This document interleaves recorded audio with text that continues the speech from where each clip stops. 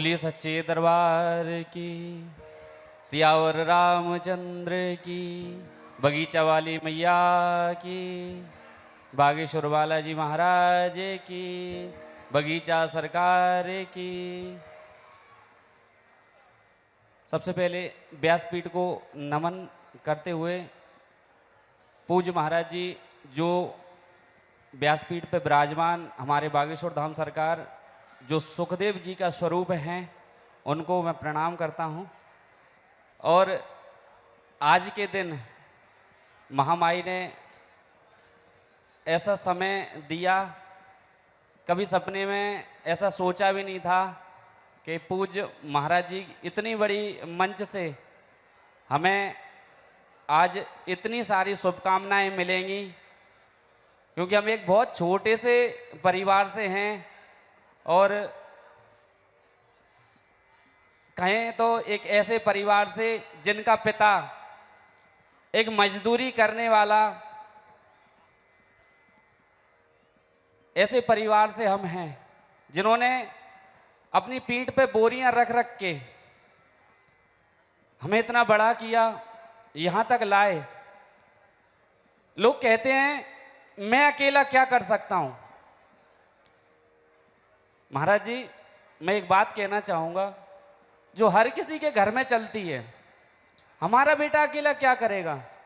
इस समाज में खड़ा होके हमारा बेटा अकेला क्या करेगा। और इसमें एक चीज और है, अगर बेटा लगातार मंदिर जाने लगे तो घर वाले टोकते हैं कि कहीं गांजा तो नहीं पीने लग गया, कहीं भांग तो नहीं खाने लग गया। लेकिन वही बेटा रोज घर 12 बजे 1 बजे आता है तो माता पिता बिल्कुल भी नहीं पूछते कि बेटा कहां से आ रहा है। वही माता पिता कभी नहीं पूछते कि बेटा तू कहां से आ रहा है, 1 बज रहा है 2 बज रहा है। चुपचाप से उससे क्या पूछते हैं, बेटा खाना खाया या नहीं खाया, जो कि पता है उसके मुंह से बदबू आ रही है। और जब निरंतर मंदिर जाने लगे तो वही सनातनी माता पिता क्या कहते हैं, बाबा बन जा तू बाबा, क्यों तूने जन्म लिया, हमारी कोख में क्यों आया तू।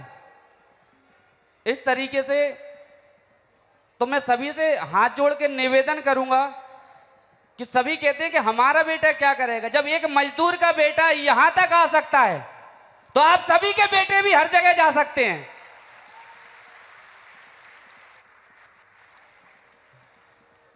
मेरे पिताजी ने हमेशा एक बात मुझे सिखाई है कि बेटा ध्यान रखना, कभी किसी गरीब का गला मत मसकना। तुम इस लाइन में हो, इस लाइन में लोग कई प्रकार के आते हैं, लोभ भी देते हैं, प्रलोभन भी देते हैं। यहां तक कि अब इस मंच से नहीं कहना चाहिए, कुछ चरित्र को खराब करने वाले भी समय आ जाते हैं।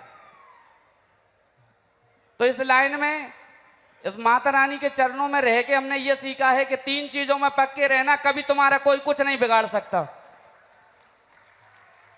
हाथ के पक्के, लंगोट के पक्के और नीयत के साफ रहना, तुम्हें कभी जिंदगी में कोई कुछ नहीं कर सकता।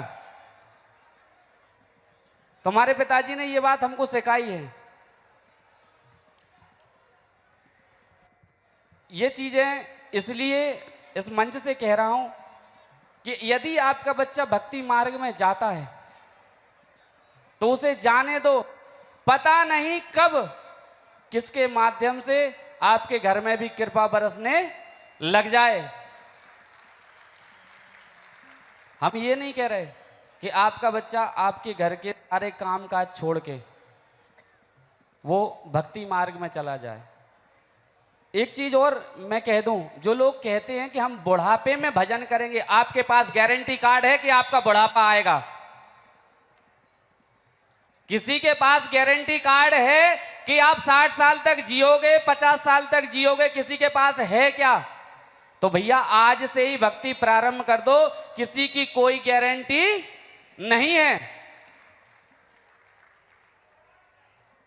और आज जन्म दिवस पर सभी संतों के आशीर्वाद से, व्यासपीठ पर विराजमान सुखदेव जी के स्वरूप, उनके आशीर्वाद से जो दान पेटी का हमने बोला था, जो दान पेटी में आएगा सो आएगा, भगवती के कृपा स्वरूप जो भी हमें भी दे के जाएगा वो भी हम कन्या विवाह में ही लगाएंगे और अगले विवाह पंचमी पे 51 कन्याओं के विवाह धाम से होंगे।